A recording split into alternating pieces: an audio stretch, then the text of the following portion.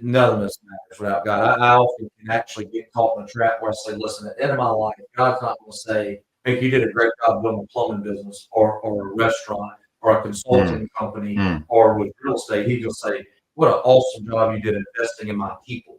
And that's why I think these coaching meetings with employees are so important, because even if they leave you, if you can just leave them with a little bit better than you got them, if you can give them some encouragement, help them go find their dream.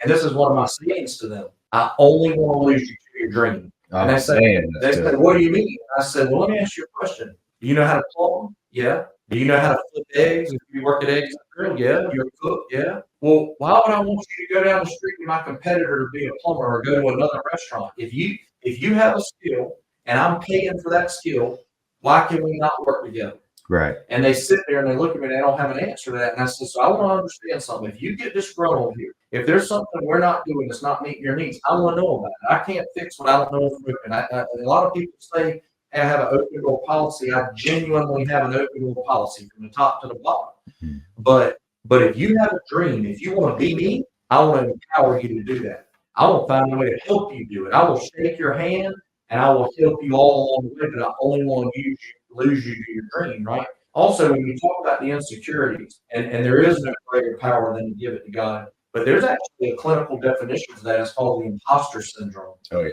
And it's where we just, how did I get here? And so I resonate with that. I'm sure, I am confident that there's people I went to high school with, and they would, if they saw something similar to this podcast, they would say, that's Mickey Lyons. Oh, yeah. That's the guy we grew up with.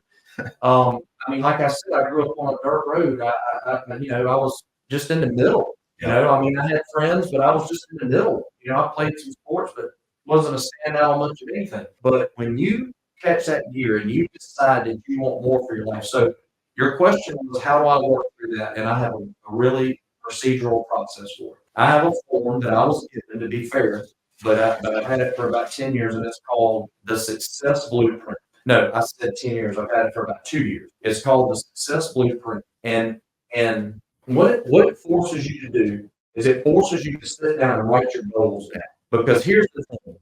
If you don't know your why, it's way too easy to give up. When you lose a service manager and you have to be the one to show up at 6 o'clock in the morning, you go, man, I've been doing this for 25 years. I thought I was beyond this. Why am I having to be here at 6 o'clock in the morning?